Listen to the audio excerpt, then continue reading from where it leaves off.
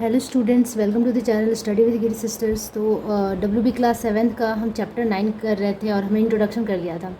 और बहुत सारे दिनों के बाद मैं वीडियो अपलोड कर रही हूँ क्योंकि मैं बहुत ज़्यादा बिजी थी, टाइम नहीं मिलता था। और अभी छुट्टी का टाइम है तो मैं फटाफट वीडियो अपलोड कर दूँगी। कंसेप्ट ऑफ कॉन्ग्रुएंसी का हमने जो इंट्रोडक्शन वीडियो था वो कंप्लीट कर लिया था, क्योंकि वो वीडियो बहुत ज़्यादा इंपॉर्टेंट है। उसका लिंक डिस्क्रिप्शन बॉक्स में डाल दूँगी ताकि आपको कोई भी दिक्कत ना हो। पहले इस चैप्टर को करने से पहले उसको जरूर देख लीजिएगा, क्योंकि ये जो पूरा चैप्टर है ना वो पूरा कॉन्सेप्ट पे बेस्ड है। अगर आपका कॉन्सेप्ट क्लियर हो गया तो आप इजीली इसको सॉल्व कर लेंगे। तो चलो क्वेश्चन आंसर स्टार्ट करते हैं, एक्सरसाइज करते हैं। पहला क्वेश्चन हमारा इस तरीके से है। पहला क्वेश्चन है इस तरीके से, what is mean by congruency?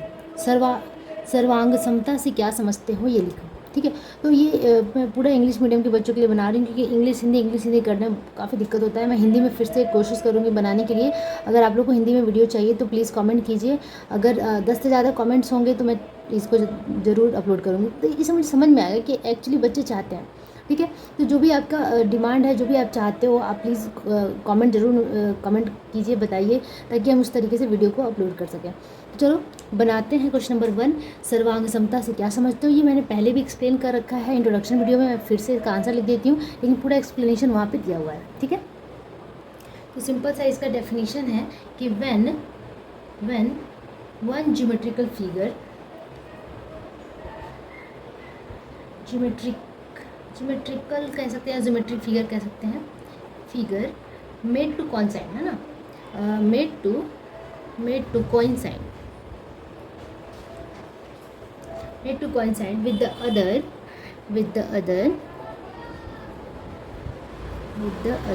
ठीक है, एक geometrical figure made to coincide with the other by simple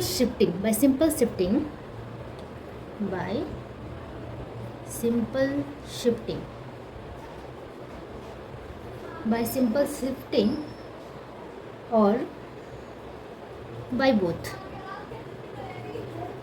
Okay, by simple shifting or turning,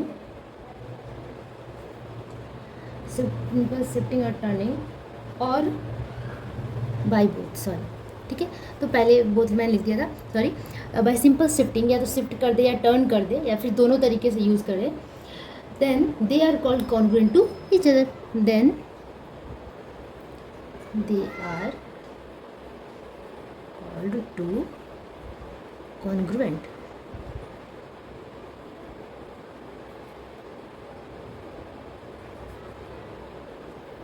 ठीक है, when one geometrical figure made to coincide with the other by simple shifting or turning or by both, then they are called congruent to each other। देखो बहुत ही simple है। अगर कोई एक geometrical figure है, मैं 2 कैप्स ले लेती हूँ। ठीक है, आप देख सकते हैं कि 2 कैप है, दोनों एकदम आइडेंटिकल है। अगर मैं इसके ऊपर ये रख दूँ ना तो दूसरा छुप जाता है, बिल्कुल छुप जाता है। तो ये पूरी तरीके से आइडेंटिकल है, हर तरीके से समान है, तो ये बिल्कुल ही छुप जाता है। मैं इसको उस तरीके से दिखा नहीं पा रही हूँ।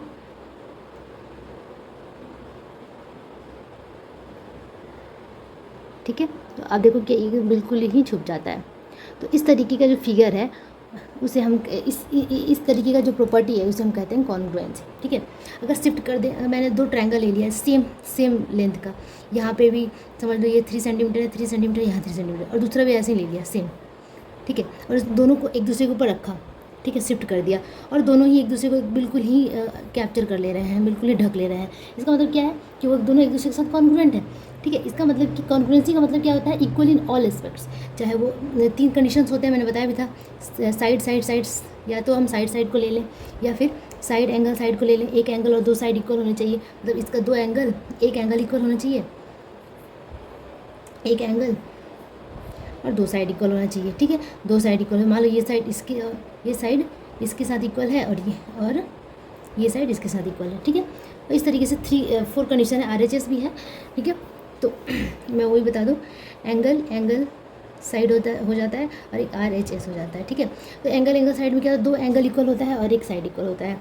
2 एंगल सपोज इस तरीके से है ट्रायंगल, तो 2 एंगल इक्वल है। ये वाला एंगल, सपोज ये वाला एंगल और ये एंगल दोनों इक्वल हो गया और एक साइड इक्वल हो गया, ये तो भी क्या कहेंगे हम? इसको कॉन्ग्रुएंट ही कहेंगे। RHS में क्या होता है? राइट एंगल ठीक है, हाइपोटेनस एंड साइड। तो मतलब एक राइट एंगल होगा, एक राइट एंगल होगा, ठीक है, हाइपोटेनस इक्वल होगा दो ट्रायंगल का, राइट एंगल होगा, हाइपोटेनस इक्वल होगा, एक साइड इक्वल होगा। मान लो ये वाला साइड इक्वल है, ये वाला साइड इक्वल नहीं है, ठीक है। थ्री कंडीशंस होने चाहिए, मिनिमम थ्री कंडीशन होना चाहिए, एक दो तीन, थ्री कंडीशन होना चाहिए, तभी हम कहेंगे कि दोनों ट्रायंगल एक दूसरे के साथ क्या है, कॉन्ग्रुएंट है। मैं बहुत ज़्यादा एक्सप्लेन नहीं कर रही हूँ क्योंकि मैंने पहले भी कर चुकी हूँ, ठीक है। तो वो आप वीडियो जरूर एक बार चेक कर लीजिएगा। अब चलो स्टार्ट करते हैं नेक्स्ट क्वेश्चन। ओके, दूसरा नंबर क्वेश्चन क्या है, write down the conditions of congruency. कौन कौन से कंडीशन थे, जस्ट एक से 2 मिनट पहले मैंने आप लोग को बताया, वही वाला कंडीशन हमें फिर से लिख देना है। क्या क्या है, the following are the condition of congruency. आप लिख सकते हैं, पहला कंडीशन क्या लिखेंगे, S S S, side side side. दूसरा कंडीशन क्या लिखेंगे, side angle side, side angle side. तीसरा कंडीशन हमारा हो जाएगा एंगल साइड एंगल। चौथा कंडीशन आर एच एस, सबका फुल फॉर्म आप लिख सकते हैं, साइड साइड साइड, ठीक है। आर एच एस का हो गया राइट हाइपोटेनस साइड, ठीक है। तो these are the conditions of congruency. चलो मूव करते हैं नेक्स्ट क्वेश्चन। ओके, तो ये क्वेश्चन क्या कह रहा है, third number, whether third number कह रहा है कि explain with the figure whether the angle angle angle can be the condition of congruency of two triangle. क्या एंगल एंगल एंगल भी एक क्राइटेरिया हो सकता है कॉन्ग्रुएंसी का, सर्वांग समता का। तो इसे मैंने एक्सप्लेन किया था, बट मैं फिर से करती हूँ, बाय द फिगर हमें एक्सप्लेन करना है। तो let us draw the two equilateral triangle, ठीक है, ठीक है। Let us draw two equilateral triangle. चलो इसे कैसे प्रूव करते हैं, इक्विलेटरल ट्रायंगल को ले लेते हैं। पहला इक्विलेटरल ट्रायंगल मैंने इस तरीके से बनाया, ठीक है। दूसरा बनाया इस तरीके से। As we know that the all angles, all each angle of equilateral triangle is 60 degree, 60 60 60, it is also 60 60 and 60, ठीक है। अब दोनों इक्विलेटरल ट्रायंगल ले लिया मैंने, इसका नामकरण कर दिया ए बी सी, इसका कर दिया पी क्यू आर। अब ए बी सी ट्रायंगल है और पी क्यू आर ट्रायंगल है, दोनों में क्या क्या चीज़ हमें कॉमन मिल रहा है, दोनों में एंगल्स इक्वल है, एंगल एंगल एंगल है। मतलब angle A is equal to angle P, angle A is equal to angle P, angle B is equal to angle Q and angle C is equal to angle R, ठीक है। या तो हम इस तरीके से अलग अलग एंगल वाले भी ले सकते थे, कोई जरूरी नहीं कि इक्विलेटरल ट्रायंगल यहाँ पे 60, यहाँ पे 35, इस तरीके से डिफरेंट भी ले सकते थे। लेकिन ये वाला जो 60 होगा इस 60 के इक्वल होगा, और ये 35 जो होगा इस 35 के इक्वल होगा, यहाँ जो होगा वो इसके इक्वल होगा, ठीक है। इस तरीके से हमें कंडीशंस लेनी थी। तो हमने क्या लिया कि यहाँ पे इक्विलेटरल ट्रायंगल ले लिया, ठीक है, जिसमें सारे एंगल्स एक दूसरे के साथ इक्वल है, ठीक है। तो हमें क्या करना है, the angles of this two triangles are equal to each other, but it is very clear by the figure. आप फिगर से देख सकते हो, it is very clear that this figure is not equal to this figure. आप figure के according, आप physically इसको देखो, अकॉर्डिंग टू द फिगर देखो कि ये जो ट्रायंगल है क्या इस ट्रायंगल के बराबर है, बिल्कुल भी नहीं। अगर मैं इसे उठाकर, जैसे हमने पढ़ा डेफिनेशन में कि अगर इसमें कुछ शिफ्ट कर दूँ यहाँ पे, तो ये तो बिल्कुल ऐसे हो जाएगा, ये बड़ा वाला ट्रायंगल, यहाँ छोटा वाला ट्रायंगल आएगा, इस तरीके से आएगा। क्या इसको कोइंसाइड कर रहा है ये, नहीं। क्या इसको ओवरलैप कर रहा है ये, नहीं। तो जब ऐसी कंडीशन बनती है तो इसका मतलब क्या है कि ये कॉन्ग्रुएंट नहीं है, ठीक है। तो सिंपली इसी कंडीशन को हमें क्या करना है, लिख देना है, ठीक है। हम क्या लिखेंगे, the angles of triangle A B C and triangle P Q R equal to each other, equal to each other. अगर आपको मेरी हैंड राइटिंग समझ में ना आए तो जो मैं कहती हूँ उस पर थोड़ा ध्यान दे दीजिएगा, जिससे हैंड राइटिंग मेकअप हो जाएगा, ठीक है, ठीक है। But it is very clear, but it is very clear, ये सी है, ठीक है, clear that the two triangles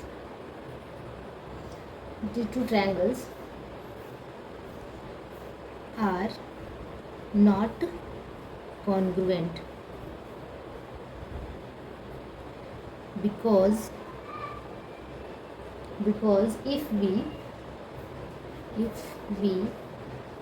place triangle ABC to place और shift आप देख सकते हैं, और shift triangle ABC to triangle PQR, then it cannot be coincide, ठीक है। But it is very clear that, it is very clear from the figure, आप लिख सकते हैं, वो ज़्यादा बेटर होगा, it is very clear from the figure, ठीक है। फ्रॉम द फिगर, ये ऐड कर लेना, from the figure that the two triangles are not congruent because if we place or shift triangle A B C to the triangle P Q R then it can not be कॉन्साइड। ठीक है, ये कॉन्साइड नहीं करेंगे, एक दूसरे के साथ कॉन्साइड ही नहीं करेंगे, तो ये क्या है, ये कॉन्ग्रुएंट नहीं है। ठीक है, तो ये जो प्रॉपर्टी है एंगल एंगल एंगल, ये प्रॉपर्टी होल्ड नहीं करती है। ठीक है, ठीक है, ये कॉन्ग्रुएंसी की का कंडीशन नहीं है एंगल एंगल। ठीक है, तो चलो अब मूव करते हैं नेक्स्ट क्वेश्चन पे, यही आपका आंसर यहाँ पे कंप्लीट होता है।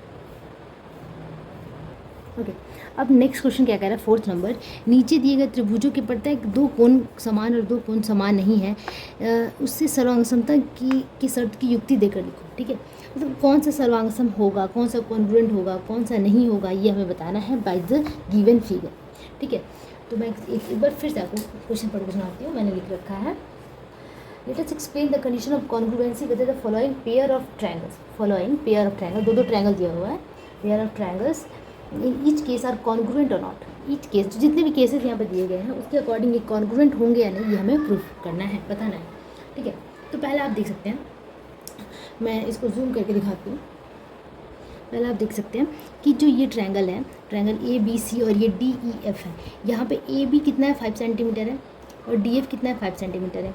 ठीक है, पहला कंडीशन हमें मिल गया कि A B is equal to D F. दूसरा आप देख सकते हो जो स्लैंट, ये वाला जो साइड है स्लैंटिंग साइड ए सी है 7 सेंटीमीटर, और यहाँ पे ये जो ए सी इसको फ्लिप करके दिया हुआ है, फ्लिप करके। अब मैं उसमें कॉन्ग्रुएंसी की कंडीशन में था ना कि टर्निंग और बाई बोथ, शिफ्ट करके हो या फिर टर्न करके हो, लेकिन वो इक्वल हो सारे एस्पेक्ट से, तो हम उसको कॉन्ग्रुएंट कहते हैं। तो यहाँ पे इसको टर्न कर दिया गया है एक्चुअली में, ये जो 5 सेंटीमीटर है यहाँ पे 5 आ गया है, ये जो 7 सेंटीमीटर ए सी है वो ई एफ के बराबर है। ठीक है, मतलब इसको टर्न करके इस ट्रायंगल को लिख दिया गया है और नाम तो अलग है ही।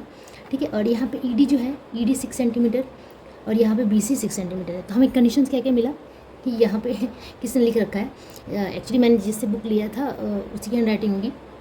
तो यहाँ पे A B is equals to D F, ठीक है, B C is equals to E D and A C is equals to E F. ठीक है, then by S S S congruency rule it is congruent, this both triangles are congruent to each other. बस आपको ये condition लिख देना है। ठीक है, बाई द गिवन फिगर करके कंडीशन बताना है कि ये इसके बराबर है, ये इसके इक्वल में है, और बस आपका आंसर कंप्लीट होता है। मैं एक करके दिखा देती हूँ, बहुत ही ईजी है।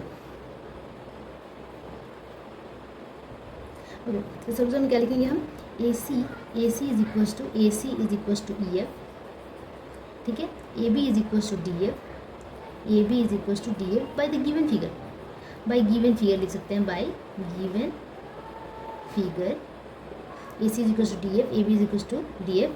ठीक है, and B C is equals to 6 centimetre, E D 6। ठीक है, ओके, देन 3 कंडीशन हमें मिल गया। हमें पता है कि किसी भी दो ट्रायंगल को कॉन्ग्रुएंट प्रूव करने के लिए 3 कंडीशन चाहिए। We are having 3 condition, we can easily say that this 2 triangles are congruent to each other. हम क्या लिखेंगे, द लेंथ ऑफ ईच, एकदम गंदा हो गया है, length of each sides of a triangle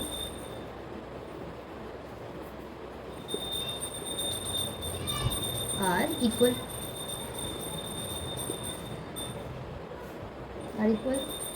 hence these two triangles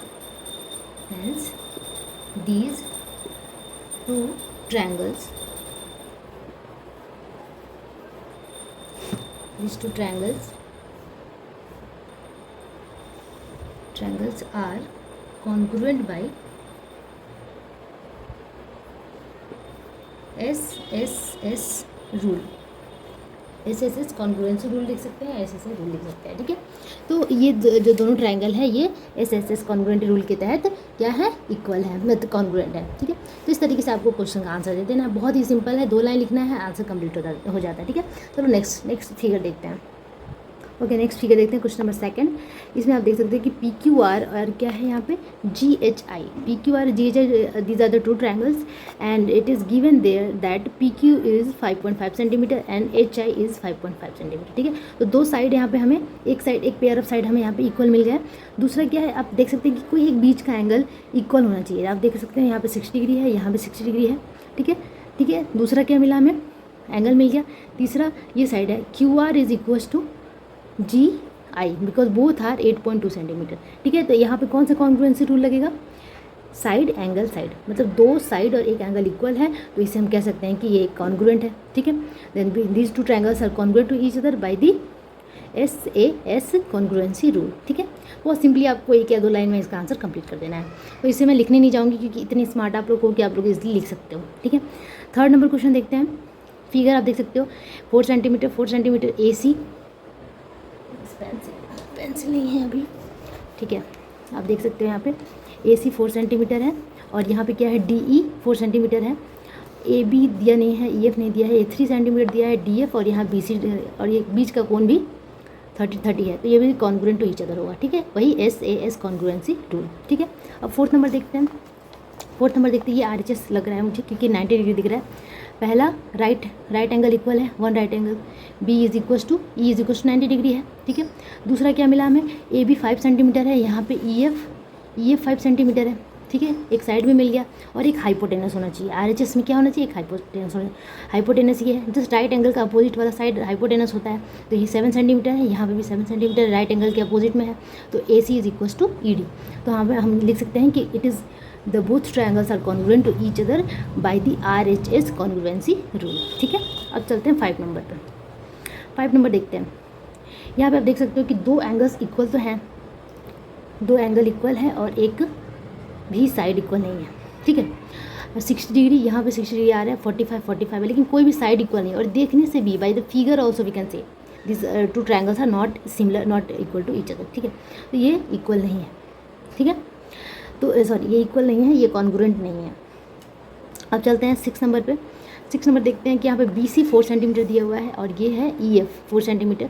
30 degree दिया हुआ है ए एंगल C, और यहाँ एंगल F, यहाँ पे एंगल E 30 डिग्री दिया हुआ है, एंगल B 40 है और यहाँ भी EF 40 है। मतलब कि दो एंगल और एक साइड इक्वल है, मतलब ये कॉन्ग्रुएंट है by the angle side angle, ठीक है।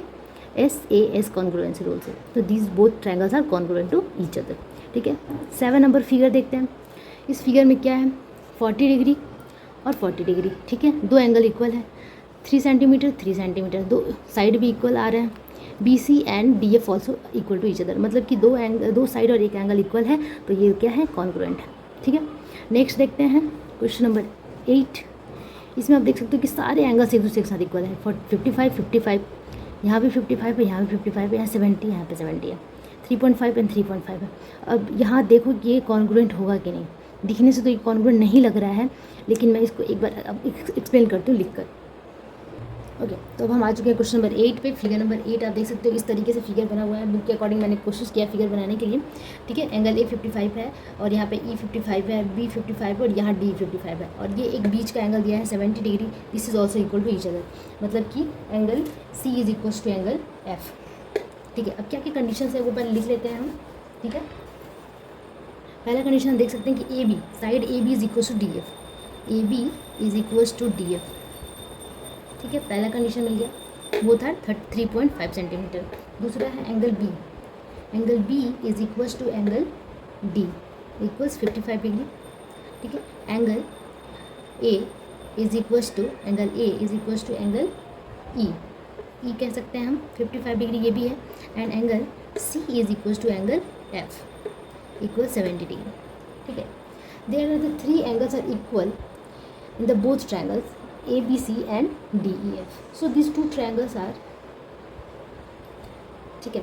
अब ये तीनों ही एंगल्स इक्वल है। हमें पता है कि एंगल तो होता ही नहीं है, हमने पहले ही प्रूव कर दिया। और यहाँ पे तीनों में एंगल दे दिया है, मतलब angles are equals in each figure, ठीक है। बोथ फिगर में क्या है कि तीनों एंगल इक्वल है, तो हम क्या कहेंगे कि कॉन्ग्रुएंट नहीं है, because it is given angle of each triangle are equal, which is not the condition of congruency, which is not the condition of congruency। ये कंडीशन था ही नहीं कॉन्ग्रुएंसी का, हमने तो जो कंडीशन पढ़ा है उसमें एंगल तो था ही नहीं, तो ये कैसे दे दिया, ठीक है। Hence triangle ABC is not congruent to triangle EDEF। ठीक है, तो ये आपका आंसर हो गया। These both triangles are not congruent to each other. तो इसी के साथ आई थिंक ये चैप्टर कंप्लीट हो गया। ठीक है, तो एक वीडियो में हमने पूरा चैप्टर कंप्लीट कर लिया, ये बहुत अच्छी बात है। और आगे हमारे साथ बने रहिए, और कोई भी चैप्टर का डिमांड हो तो प्लीज़ कमेंट में बताइए। अगर अच्छा लगे तो प्लीज़ लाइक कीजिए, शेयर कीजिए, सब्सक्राइब कीजिए, ताकि हमें भी मोटिवेशन मिले और हम इस तरीके की वीडियो लाते रहें। तब तक के लिए keep taxing and keep watching study with Gill sister. Bye bye.